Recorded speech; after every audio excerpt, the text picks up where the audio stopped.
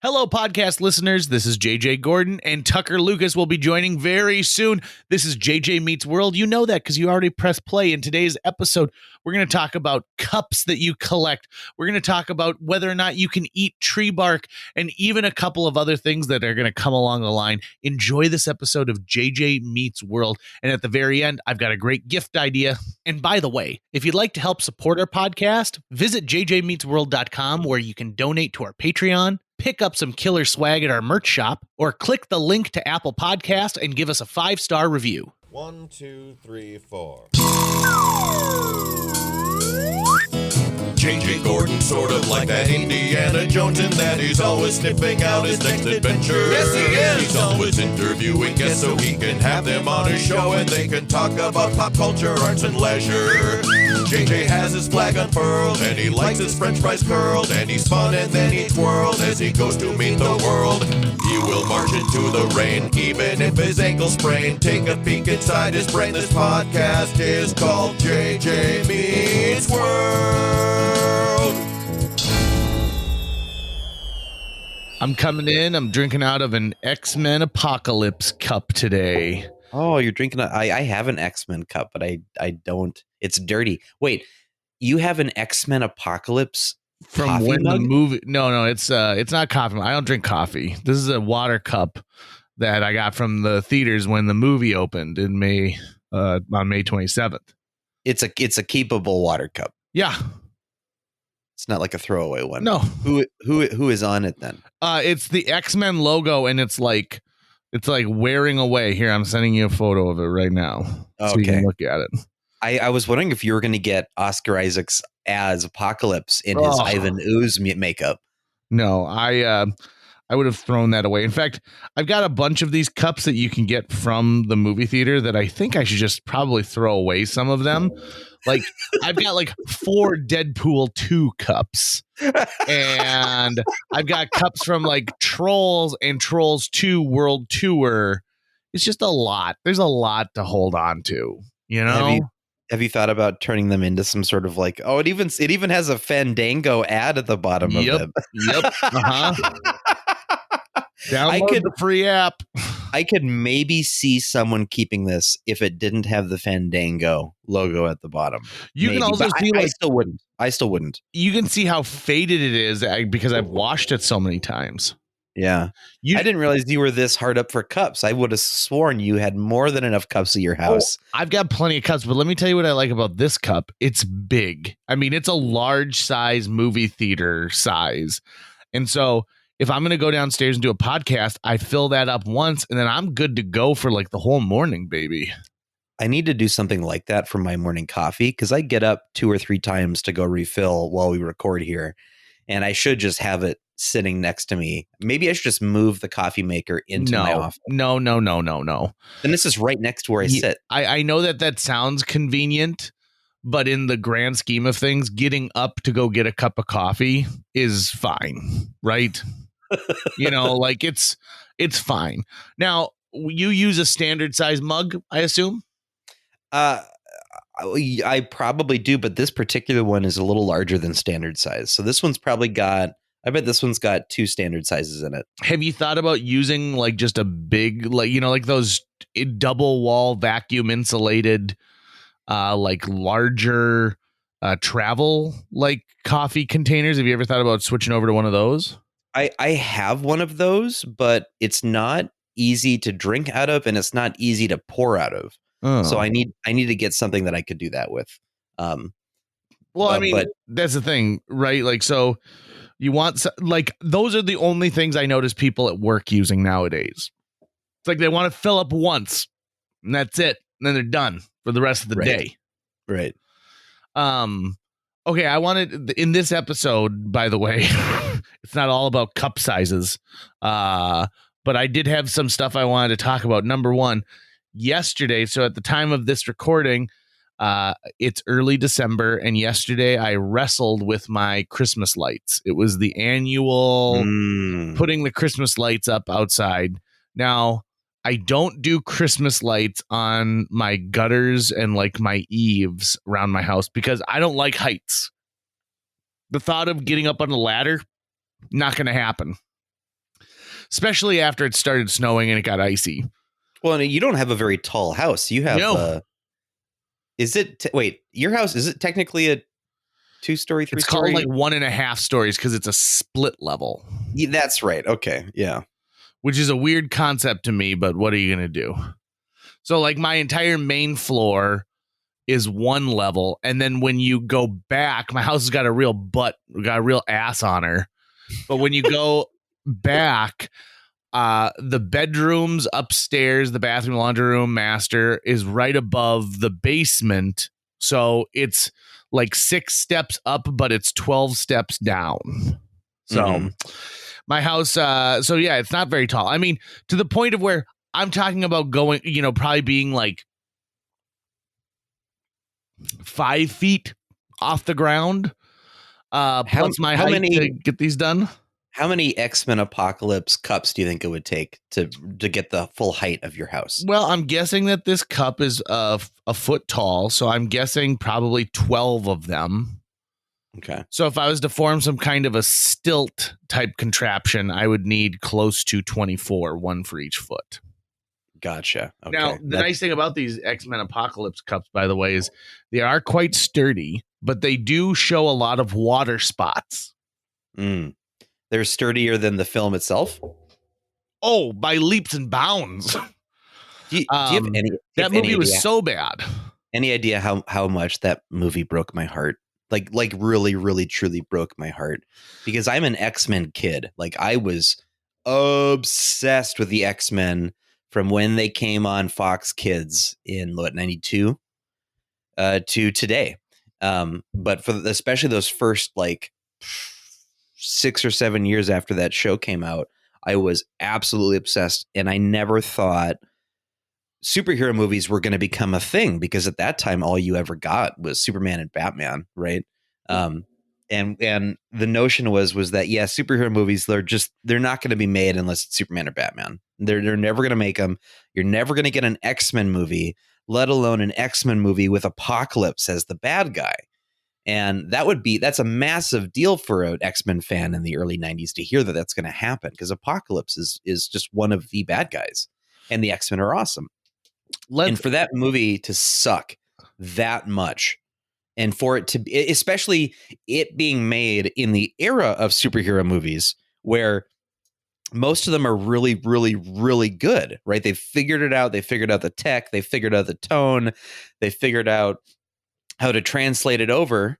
And some of this is, I wonder how much of it is just Bryan Singer just being a dick, just sucking, just actually not being great. Which I hear more and more bad stuff about that guy all the time. But that movie was painfully disappointing. And I really want the Kevin Feige Marvel Universe to really come back with the X-Men strong, especially getting us a better Apocalypse, because we need that. I think the thing that disappoints me the most with X-Men Apocalypse is we had just come out of a really good, in my opinion, period piece X-Men movie with Days of Futures Past, right? I liked it. I wasn't like over the moon for it, but it was certainly better than X-Men Apocalypse. And like the fun of it is at the very end, they retcon all of the stuff that Brett Ratner had done. They're like, that does not exist. Yeah, they're like, forget about all this stuff. I enjoyed that movie. I had fun with it. And so I went into Apocalypse being like, okay, so I see where we're going with X-Men. We're going to have some fun here. And in fact, I kind of feel like it was incredibly disrespectful because there's that scene where Apocalypse takes Magneto back to the space where the internment camp was. And he's like, use your rage to pull the metal from the very earth. And I remember thinking like, I just don't think that you're matching the tone here, because as you said, he looks like Ivan Ooze, a character from the Mighty Morphin Power Rangers, the movie. The X-Men movies have such a weird timeline thing going on, because if we're supposed to take them as being all connected, that means that the Magneto that looks like what is the actor's name? That looks like Michael Fassbender. There we go. Michael Fassbender. Magneto goes from looking like Michael Fassbender in 1985 to looking like Ian McKellen in 1995, or 99 or whenever 2000 when that movie came out. So in 15 years, that guy has to age like that to look like that. It just doesn't really work. Well, apparently, according to X-Men Apocalypse, and it's not like that was. Then we get Dark Phoenix after that, which was even worse. That was so bad. That was, you could even tell the actors in it are like, "Fuck this movie." Yeah, they're like, "We're done. We're done with this." That movie's so fucking bad. Okay, so do we have any more X-Men conversations? I mean, if you ask me that question, I could talk X-Men for days, all day long. Is there an episode of the animated X-Men show where they parody A Christmas Carol? I don't think so, but maybe they will now that they're remaking that show. Yeah, because it's a missed opportunity. I feel like every show could get away with doing their own version of A Christmas Carol. Totally, because then It's a Wonderful Life. Then you're going, well, especially with Christmas Carol, the stock characters from Christmas Carol. So then you go, okay, which characters from this universe slide into the spots of the characters in the Scroogeverse? So like you got to figure out which character would be Scrooge, which character would be the different ghosts of Christmas present, past, and Christmas yet to come. Who's going to be Tiny Tim? Who's going to be Bob Cratchit? Who's going to be the partners? I love this idea. So who goes into these spots? Well, I mean, I don't know. You're the expert, right? Like, when it comes down to it, is this something where it's Wolverine? I think Wolverine gets something more like It's a Wonderful Life, where he's like, if I didn't exist or something like that. But maybe this is something. You know what? Maybe this is something for Cyclops. Because Cyclops always seems to have a chip on his shoulder, and he's always grumbly, and he doesn't trust that Jean's gonna love him. Well, I always think that, Cyclops could be what is the employee is Bob Cratchit, right? Yeah. So if Professor X was Scrooge, that would probably make Cyclops Bob Cratchit. Sure. I mean, if you're going just by looks, I mean, of course you're going to pick Professor X. But was Professor X have to learn from the ghosts of Christmas past, present, and future? Well, I think it's X-Men characters, but they've taken the Scrooge, the Scrooge history. So the Professor X in this world is a Scrooge-like character. He still has to learn the lessons that a normal Scrooge has to learn. Okay. And maybe this is what gets him to then form the X-Men School for Gifted Youngsters. Maybe he hasn't done that yet. He's just keeping miserly all his money together. And when he realizes that there are all these young mutants who need help, and he realizes that he could do that for them once he goes through the trials of, looking at his tombstone and seeing how things would be without him, that's what it is. Hey, can I tell you about one of my favorite Christmas Carol parodies and something I've seen ever? Yeah. Okay. This is from a Wikipedia page that describes the episode. Okay. On the way home from a bust in upstate New York on Christmas Eve, a snowstorm hits and the Ghostbusters get lost.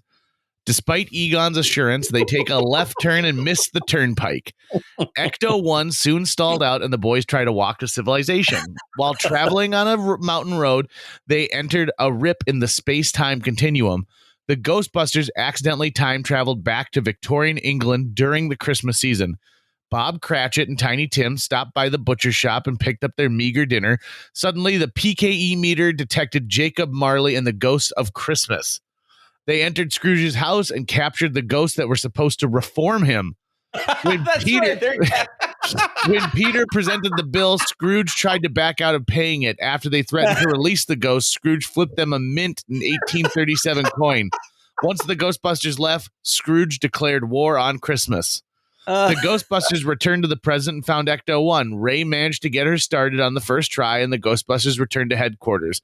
While Egon went downstairs to put the ghosts into the containment unit, the others went out to look for a Christmas tree. Janine and Slimer oddly responded, "Bah," at the notion of Christmas. Peter, Ray, and Winston made their way to Fifth Avenue and saw lots of advertisements for Scrooge.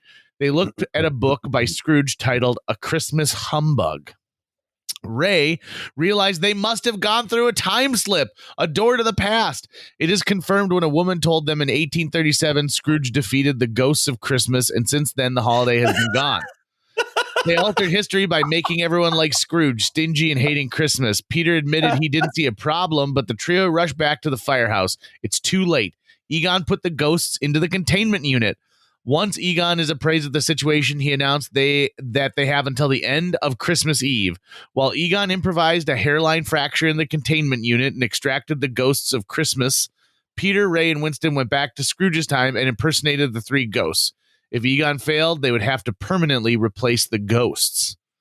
Peter impersonated the ghost of Christmas past and uses a Viewmaster to show Scrooge his past.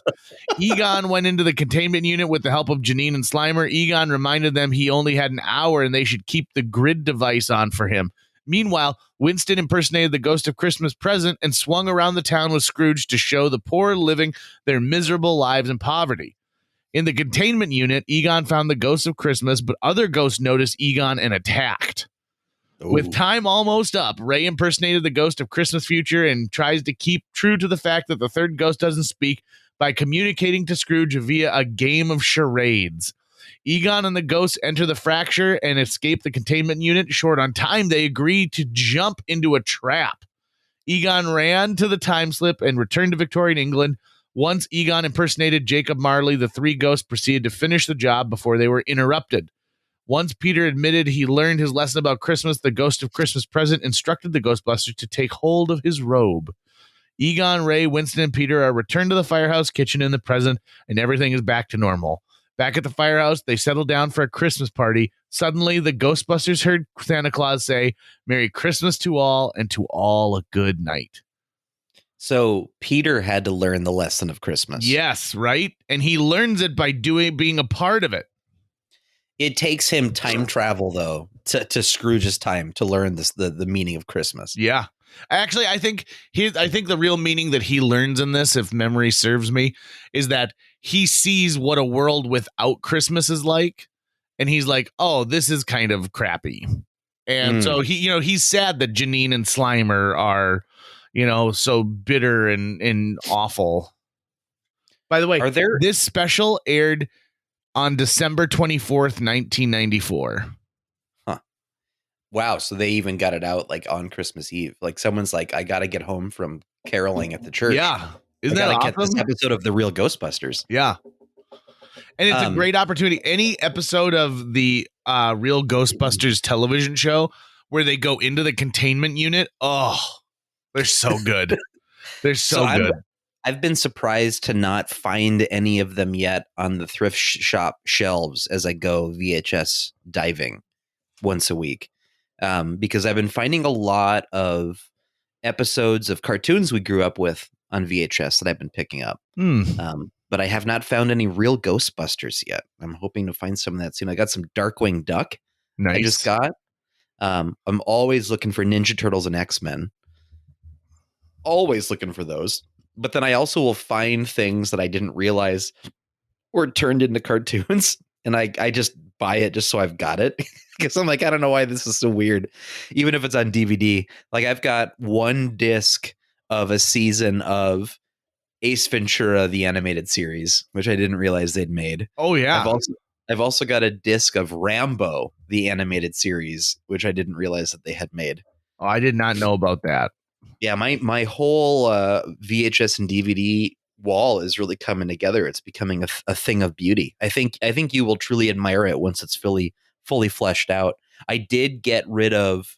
I put in a storage all of the duplicate clamshell cases of like Disney classics that I've been collecting. So those are not up on the wall anymore, and I'm going to use those to either redonate or to if I need them to trade with future VHS collectors once the apocalypse has happened, and that's the only form of entertainment we have anymore. And then I'll be a king amongst men because I'll have all these VHS tapes. Tucker, do you remember a couple months ago we did an episode where I asked you icebreaker questions? Yeah. So I'd like to revive that. I've got 2 other things I want to get accomplished today. Okay. And so that's one of them. So you get to pick between the numbers 1 and, oh God, it just goes on and on and on. 1 and 1 and 210.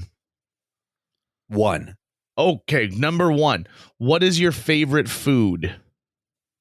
Oh, damn it. That is so tough. I know.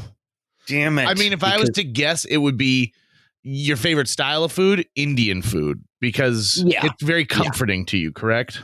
Yeah, there's no question. I'm always in the mood for Indian. So like if you were to say favorite dish, then I'll probably just go with chicken tikka masala. I'm going to have to. But I mean, anytime I'm asked that question, there are a number of things that float through my head that are going, pick me. And I never know which ones to pick. I mean, everyone loves pizza. Pizza is so beloved that I feel like it shouldn't be included as a favorite. It should just be like, yep, that's automatic. Everyone loves that.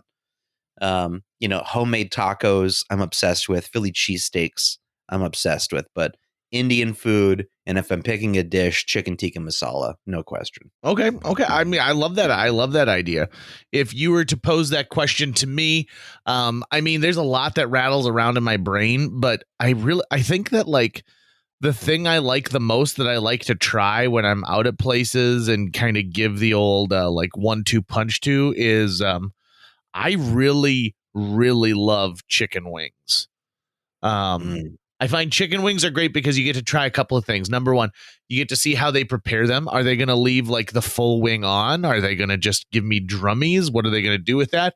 Are they baked? Are they fried? What are they going to do with that?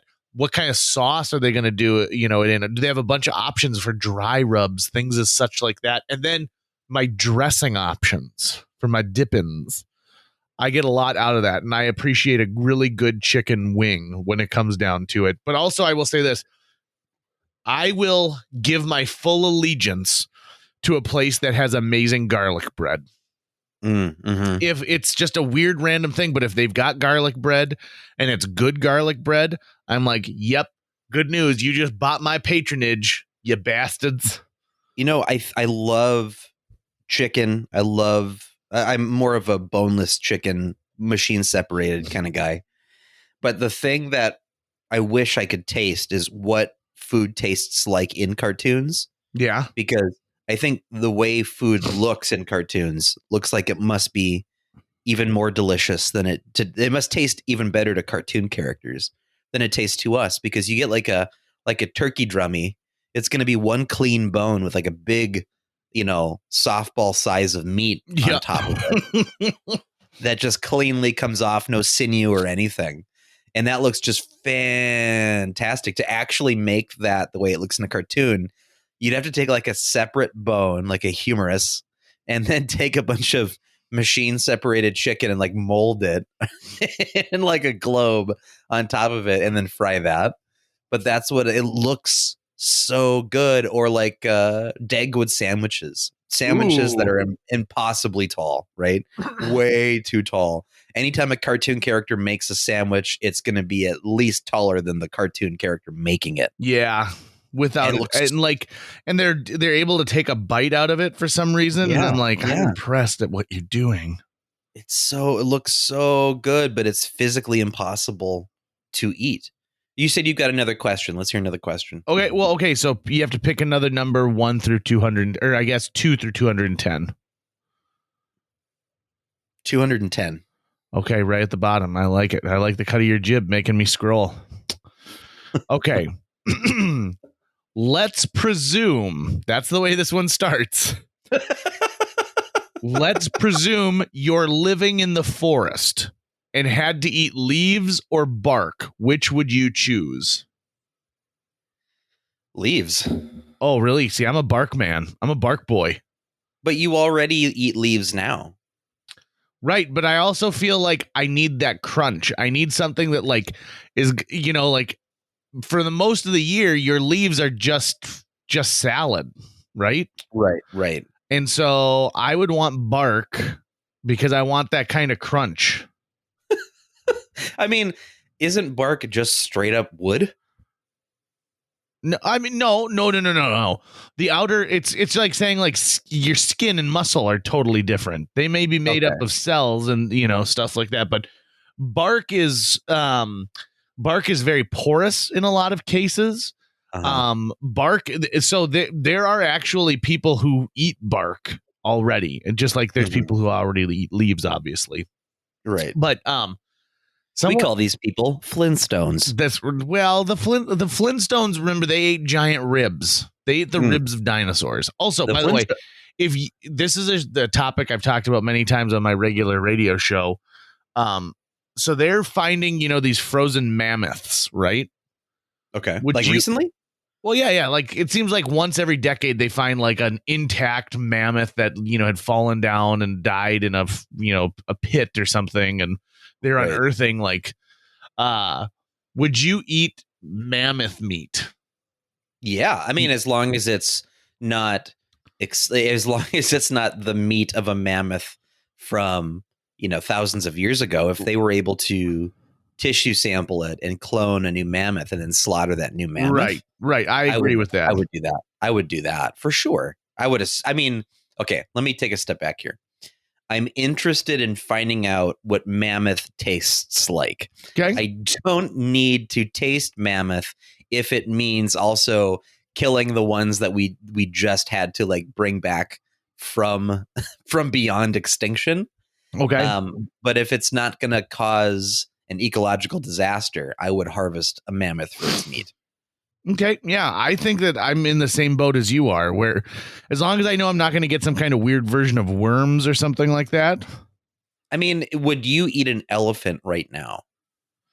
Okay, I don't want to kill an elephant, but let's say like someone was like, oh, this elephant had to be slaughtered for some ritual that was being taken place. Would you like some of it? I'd be like, hells yeah, I want to eat a little bit of elephant. Yeah, I want to see what that tastes like. Like, I bet it's really like fatty and blubbery and really good. I have no clue. I mean, but you would think that a woolly mammoth would have even more of that. Yeah, because it's being protected from the elements. From the elements, yeah. And would you eat the best meat is in the trunk. You just gotta eat. It reminds me of Indiana Jones and the Temple of Doom when they're eating all that gross stuff. Right. Mm. What meat eaters do we eat right now? Like what other carnivores do we eat? Well, I'm thinking about would I eat a dinosaur? And I wonder if you ate a plant eating dinosaur versus a meat eating dinosaur, there's got to be a big difference in the taste. Sure. I mean, pigs eat other meats. I mean, technically, pigs eat whatever you put in front of them, right? Right. Cows have been known to eat other meats. That's why mad cow disease spread so rapidly. That's what caused it? Yeah. No, it's not what caused it. But like, if a cow has mad cow and you slaughter it and feed it to another cow, that cow will then get it. And so that was like a European practice. I didn't even realize we were doing that. I just figured we were giving cows corn. Oh, no. In fact, corn is something that they're not natively able to digest. And so I watched a documentary once that was so gross. So cows, have multiple stomachs. And what they do is they cut a hole in the side of the cow big enough for a human arm to fit through. You put a glove on, you reach into their stomach and you pull out this corn that's undigestible and pull it out. And then they have a plug that they put into the side of the cow. Ugh, yeah, it sucks to be a cow. And so like they get fat and plump, but it's not a good fat. It's not like the kind of fat that you want. It's just they're essentially bloated more than anything. Okay, so you're eating leaves and I'm going to eat bark. What's the next one? Well, why is bark is edible? Yeah, bark is edible. You can eat bark. Straight up edible. Is it better for you than leaves? Like, is there more nutritional content?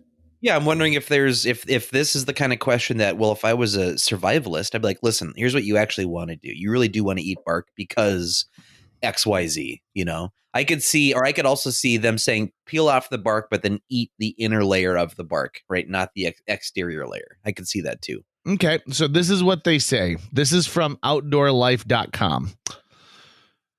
Survival foods. Can you really eat tree bark? Yes, you can eat tree bark as a safe and nutritious wild food as long as you're using the right ...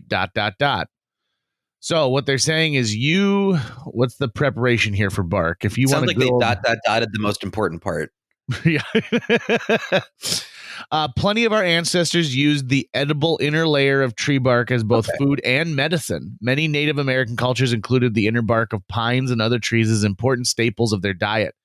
This use was common in some areas that early explorers visiting North America recorded acres of trees stripped of bark for food by locals. In Sweden and Finland, pine bark bread has been made for centuries from rye flour with the toasted and ground inner layer of pine bark added. It sounds like pine is the one to eat. Isn't that also where we get some form of like aspirin or something from bark? Right. So that they said it's a part of medicine right there. So, okay.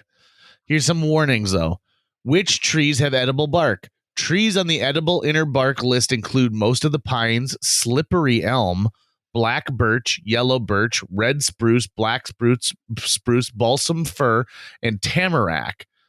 Of all the contenders, pine seems to be the genus of choice around the northern hemisphere, being used by most of our forebears. In fact, most species of pine in North America should be considered edible plants. The inner bark and pine nuts can be eaten as food. A spoonful of chopped pine needles can be steeped in a cup of hot water for 10 minutes to make pine needle tea, which is a vitamin C powerhouse.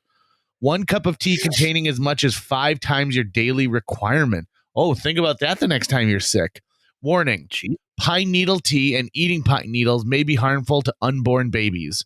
So find something else to snack on if you have a bun in the oven. Also, there's some question about toxins in the needles of the western ponderosa pine and the southeastern loblolly pine. So these two should be avoided for tea. So the Christmas tree that I have up in my living room right now, I could turn into tea, apparently. If you really wanted to, as long as you're not preggers. Yeah, as long as and I'll have to take a test beforehand just to confirm. You know, it's been years since I lived in an abode that had Christmas decorations up.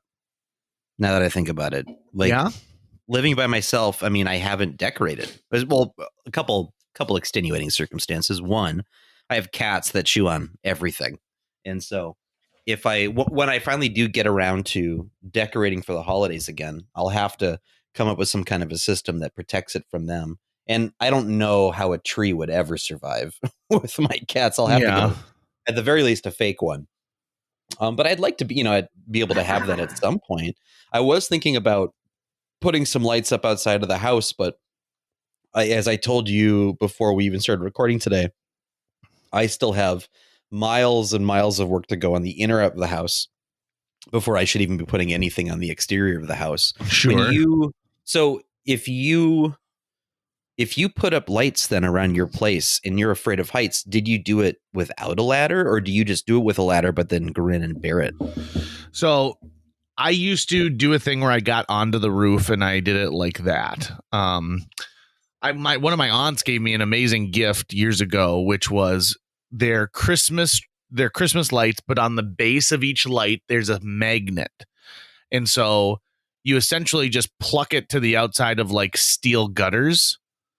And then when it's time to take it down, you just pull them down. There's no clips. You don't have to worry about anything like that. And the magnets were strong enough that they could hold on, like even during winter storms. That's really smart. Yeah, super smart. It's also huge business for a lot of people to go and do that. So previous guest on the show, Phil Goodell, I made him get up on a really rickety ladder, probably 25 feet up, and put up Christmas lights on this giant evergreen tree we have outside. And so I was like, just get up there and just do what you need to do. I don't want to do any part of it, but I'm going to make you do it.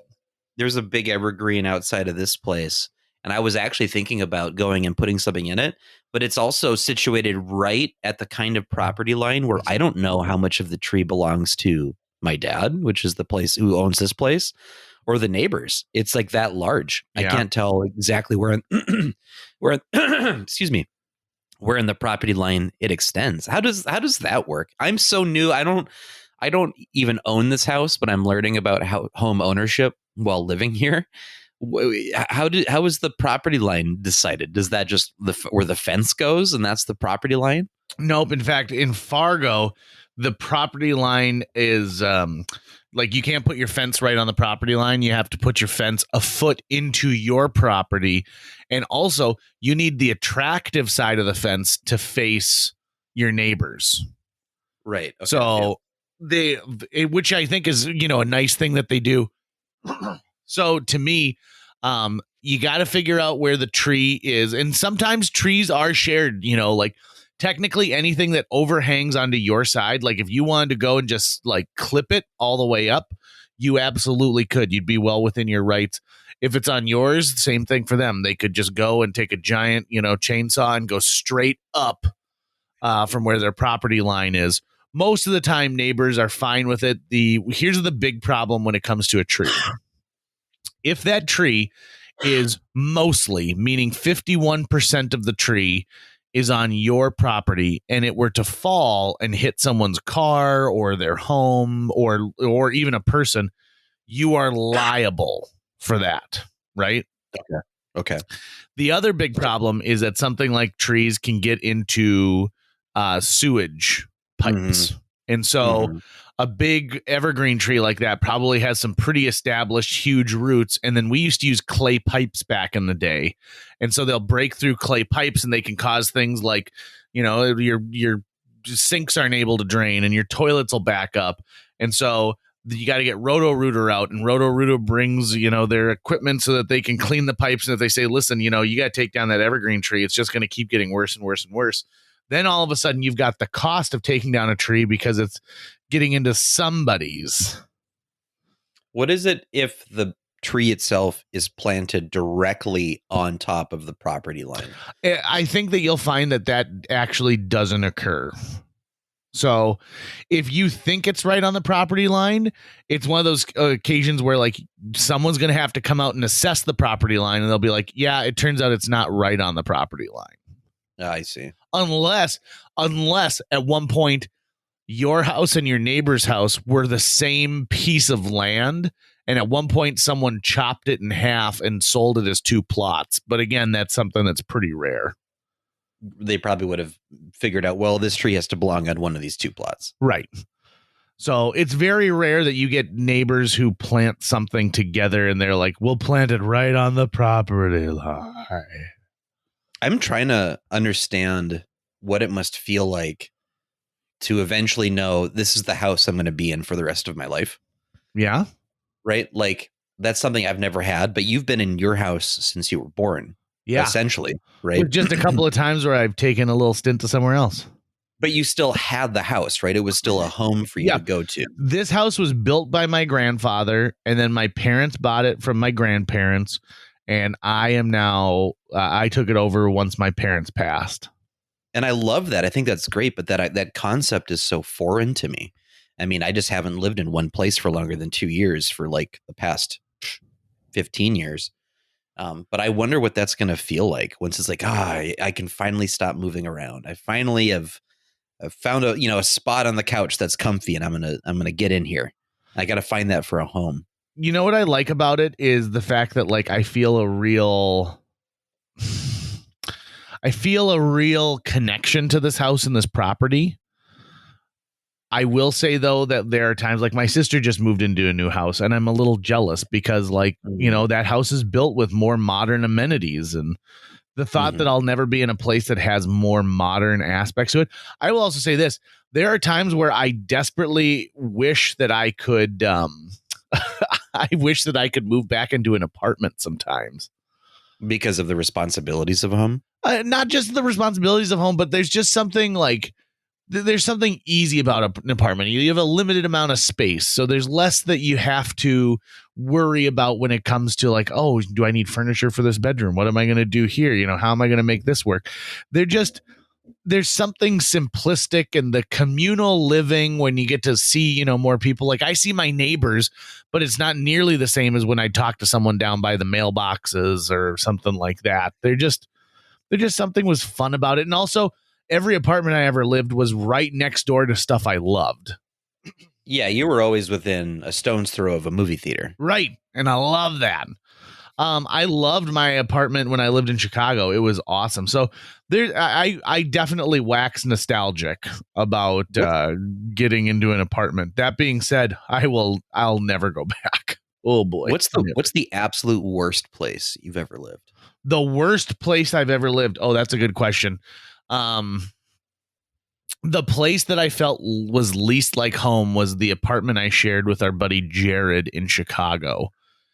It was a lower, like it was like a basement level apartment. So you actually walked down steps to get to it.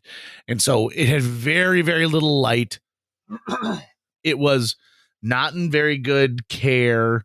It was not a place that I really thought was a nice apartment. I mean, you went there that one time. Remember that? I think I do remember that. Yeah. Yeah. Like we were driving because when it was halfway through having, excuse me, it was halfway through having that apartment that I ended up moving back to Fargo because I was dating Jill at the time. And I found an opportunity here and it was like, nope, like I'm going back to Fargo. And so Jared lived there for like 4 months by himself. He had a girlfriend. And so he had that dog too, right? And a dog. He had Mitch, gigantic Rottweiler Mitch, who was a sweet dog. But does the family still have Mitch? Does the family still have Mitch? No, Mitch isn't dead, but Mitch literally went to go live at a farm. Okay. You had to specify, which is great for Mitch. Like that's the best option for Mitch. And Mitch was a very sweet boy. I love that dog. He was the type of dog that like learned how to open the fridge and then literally would eat everything in the fridge. Like he would eat everything. Just insane how much that dog would eat. Holy shit. Yeah, if you were going to be a pet of Jared's, you would have sort of like a very free lifestyle for the most part, as far as what you were allowed to do. Right. It'd be like, hey, dog, just, don't bother me. I remember Jared had that turtle Tron forever as well. Troyd. Yeah, that's right. And he had that turtle from like when he was like 6 years old. That's crazy. Now, after Jared's where he had his big fall and had a traumatic brain injury, one of his friends took Troyd. And as far as I know, Troyd is still alive today. Okay. But who knows if that's really happening. Right. Yeah. I mean, it wasn't until years later that I became a turtle owner for a period of time and I realized that Jared was doing it wrong, but that turtle lived for a really long time. So yeah, maybe he was doing really long time. Okay. So pick another number. Let's go with 22. 22, pair of ducks. If you're calling bingo. If you had to build a trivia question about yourself, what would it be?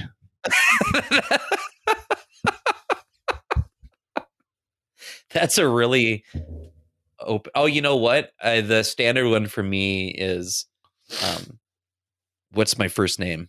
Oh, and it's got an interesting story that goes along with it. Yeah, and I'll give the short version. We've said it on the podcast before. My real first name is William. That's my dad's first name, was my grandpa's first name. But then my dad, being from Kentucky, had the nickname Tuck. And so when I was born, they were calling me Tucker. And dad lost his nickname, but mine pretty much stuck and became the name that I go by. So my real first name is William.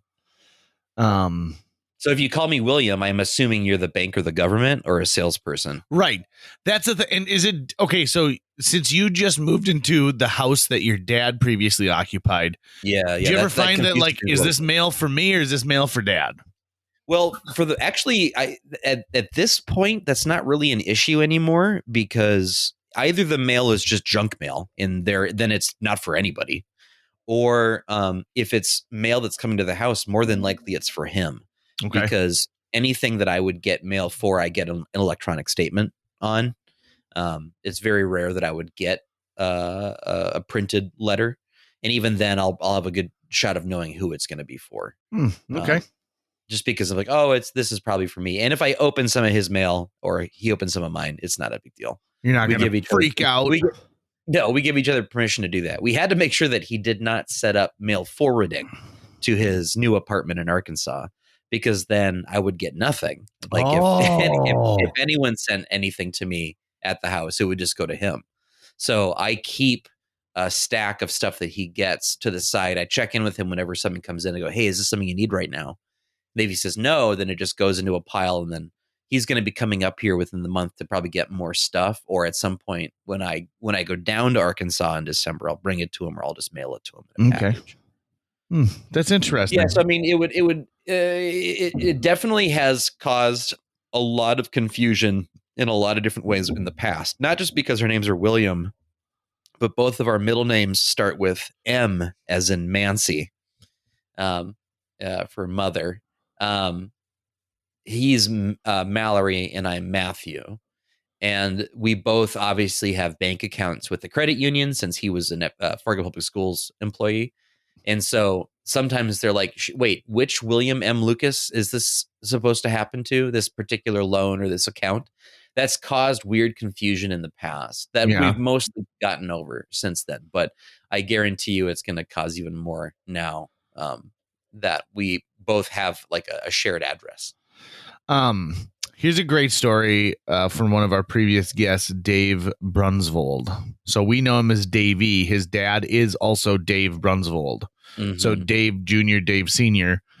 So Davey was my boss for a while at Take-Two Video. And one of the nice things about being a manager at Take-Two Video is on Tuesdays, when new movies and video games came out, if they were renting really quick, you had a company credit card, so you could go to Best Buy and buy more inventory. So let's say that Tucker Lucas, the movie, comes out and you had ordered 10 copies, but they're all gone by noon.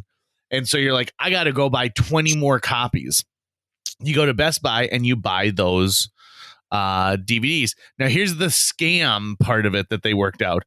You could put them on the corporate credit card, but you could get the points for it on your own reward zone, or whatever they called their rewards program. For every $1 you spend, you get a point. For every 1,000 points, you get a $5 gift card. So a lot of these managers would under order the inventory that they needed, so that they could go to Best Buy and buy, like 10 Guitar Heroes and, 30 copies of Tucker Lucas, the movie. So it's a nice perk of being a manager. And so at one point, blockbuster, yeah. Right. At one point he had put away something like $900 in reward zone points. And so he's like, I'm going to go buy this new TV. I'm really excited. So he goes to buy the new TV, and he's like, and I'd like to apply my reward zone points. They're like, oh, okay. Well, unfortunately, sir, you don't have any. It looks like you're $250 away from getting one $5 gift card. And he goes, no, I bulked up this much. Well, his dad had gone in like 2 weeks earlier, and his dad needed to buy a new refrigerator. And Dave Sr., who, by the way, I should mention, he used to have this awesome job as like the produce manager of Hornbachers. And whenever I'd see him there, he'd grab whatever fruit or vegetable was nearby and pretend to jerk it off. Like from across, I'd be like, Dave Sr. And then he'd grab, like a rutabaga, and then he'd make it like his junk or something like that. Love Dave Sr. He's one of my favorite people. He's got an amazing recipe for Christmas meatballs that you cannot, like, I've asked him for years, could I borrow, can I just try some of these meatballs? He goes, no, you got to come help make them if you want to try them. It's a very Little Red Hen type situation. But then you would know the recipe, and then you wouldn't have to deal with that shit anymore. Right. And apparently the recipe came back from Vietnam. Like when he was stationed in Vietnam, that's where the recipe came from. So yeah, it's at least one good thing came out of that conflict. There we go. Brunsvold family meatballs. So anyway, Dave Sr. had been purchasing a new refrigerator, and they said, do you have rewards? And he goes, well, I don't know. They're like, well, let's look it up by your name. And so Davey, like a lot of us, had kept his address, his dad's address, during his 20s, because a lot of us we're like, well, I'm not going to change my ID over to every apartment I have. So they looked up David Brunsvold, and they're like, is this the address? And he's like, yeah, that is my address. And so they're like, you got $900 in these. It's like, oh, Oh, I guess that's great. And he's not going to argue with it. And so he gets $900 off of his refrigerator. And then so Davey is like, so you gave my points away to somebody. And so he was trying to get Best Buy to come around and say like, okay, we know this. Now they're not just going to give you $900 to give you $900, right? I'd be like, hey, Dad, where's my $900? Right. Well, that's the other thing too. And his dad was like, no, like I'm not going to return this fridge and I'm already out. And so, and then here's the thing. It's not like he did anything to earn those points, right? Right. But still. So it's a real shades of gray, right? It's like someone being like, hey, you can't take that money I stole from a bank. Be like, well, I mean, it's not like Davey didn't do a bunch of weird shit to his dad while he was growing up anyways. I just, a couple days ago, re-listened to the episode with Davey where he talks about the poop, the disposable camera. Oh my God. It's so unbelievably funny because I brought that up at Thanksgiving. I didn't bring that story up at Thanksgiving, but I brought my connection to Davey up at Thanksgiving because my mom and aunts and uncles all knew his dad as well. With the Best Buy thing, it's funny that you bring that up because that has basically happened with Dad and I too, but it's totally Dad's fault and I'm just letting him have it now. So I very, very rarely buy anything at Best Buy, right? And I'm even trying to think the last time was I wanted a certain type of computer mouse and I wanted it right then. And so I went there and bought it versus just getting it off of the internet. So I don't really have many points in the system anyways, but multiple times Dad would go to Best Buy to buy something. And when they go, are you a Reward Zone member? He go, oh, I don't know. Let's look me up. And they go, what's your name? Bill Lucas or William Lucas. And they'd look him up and they'd find me and they'd go, is your address da da da da da da da? And he'd go, oh, no, that's not my address. Here's my actual information. And then they would change my account to his information just off him saying it was William Lucas. And it happened twice. Where I was like, no, Dad, what's happening is you're finding my account and then you're telling them, oh, they've put your address in wrong and then putting in your address. And so he was just getting my points from the rare things I would buy. But I finally decided to go, you know what? It's not worth it. My dad has done so much for me in my life. The least I could do is give him my Best Buy points. And so I just basically go, you know what? Dad just gets the points. He just gets them. It's not like it's a lot. It's not like it's anything that would move the needle. It's certainly not $900 worth, but I knew I would be fighting the same battle time and time again. And I go to Best Buy maybe once a year, whereas Dad's going all the time anyways. So let him have the points. I have purchased like maybe 3 things, and this is no joke, 3 things over the last 5 years from Best Buy.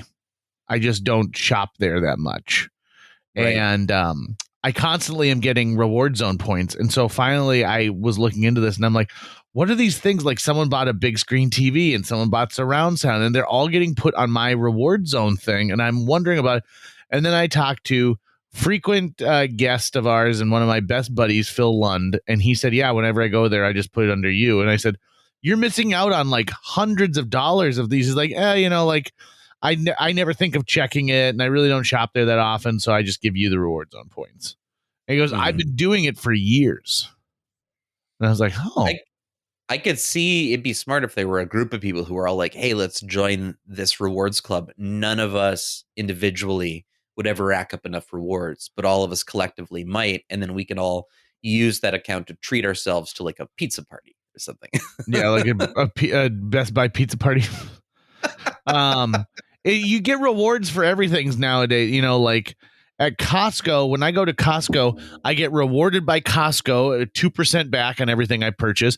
I get rewarded by my credit card company because I get 1% back on every purchase I make from there.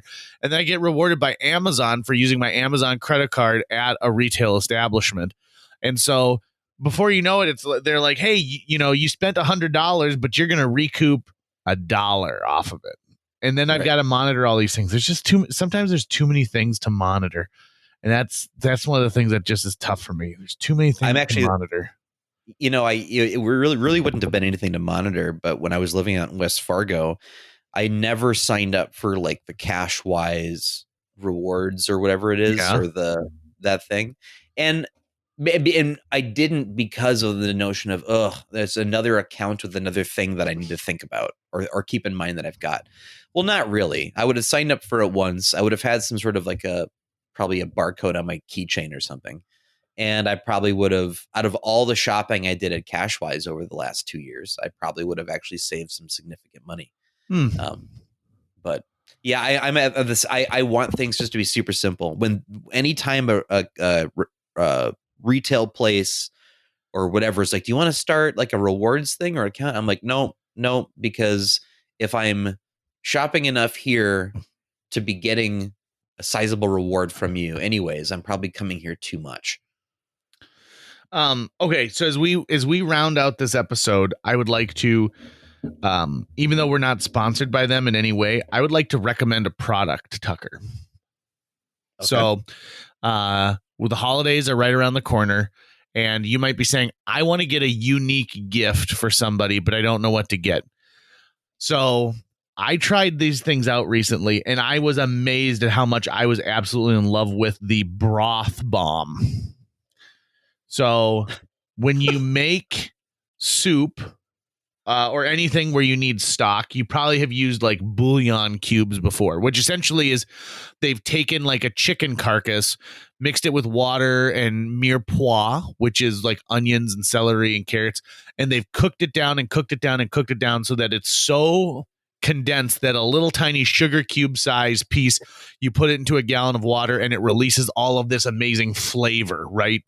So you get the flavor from it. Well, Broth Bomb does the same thing, but it's a mixture of seasonings, and it looks like a bath bomb, like the type of thing you'd put in and start fizzing, and all of a sudden, like a Tide Pod. Yeah, like no, like it's about the size of like a snowball, and damn. Yeah, that's huge. So it's big, right? Like it's got some girth to it. So if you bit into one like a raw onion, you'd probably just throw up right away. Oh, without a doubt. I mean, it would the flavor would be so intense. So I used one of these when I was making soup recently, and I was blown away at how amazing it was. Really? And I rarely try something cooking wise that I don't already know and trust a lot. And so this was a gift that I had been given. And here's the deal: 30 minutes. Like, let it simmer for 30 minutes, and you're going to have something that tastes like it's been in a crock pot all day, getting those flavors and building and building and building. It is just awesome. It is amazing. I can't say enough good things about the Broth Bombs. And you can get like an 8-pack that have different like, flavors within them. So for example, like, there's one called Scarborough Fair, one called Stone Broke Dharma, Spiced Antiquity, Speckled Rain, Drops of Jupiter, Ryless Red Reuben, Drunken Dare, Gesundheit. And so I don't know if I'd want one that sounds like a sneeze. But like, I mean, but there's just all good stuff in it. And so I think for people who are even saying like, we're to the season where people are getting the sniffles and stuff like that. If you took one of these and put it into a boiling pot of water, you would end up with like a drink. You could drink it and it would be flavorful and amazing. And you'd kind of get the benefits of that, like warm, brothy kind of thing if you're feeling under the weather. So if you're looking for a unique holiday gift, I really highly recommend the Broth Bomb. Very impressed by it. Very, very impressed. It's a Broth Bomb bro. It's a Broth Bomb bro out, buddy. We'll just keep adding bees to it. That does it. Tucker, I hope that you have a great day today. I know that it started out a little wonky for you, and I'm going to finish out these X-Men Apocalypse water that I'm drinking. It tastes like the X-Men. That's going to wrap it up for today's show. If you enjoyed this episode and would like to help us continue to produce new episodes each week, visit jjmeetsworld.com, where you can donate to our Patreon, pick up some swag at the merch shop, or follow our link to Apple Podcasts and leave us a 5-star review. You can also follow us on social media. We're on Facebook, Instagram, Twitter, YouTube, all the sites the cool kids are using these days. JJ Meets World is produced every week by Tucker Lucas. You can find out more about Tucker's work by visiting moonbasemaria.com. If you want to get in touch with your host with the most, check out linebenders.com, where you can find direct contact info for JJ or booking information. Do you say gesundheit or bless you? Because usually when people sneeze, I go, "Gah, get out of my bedroom."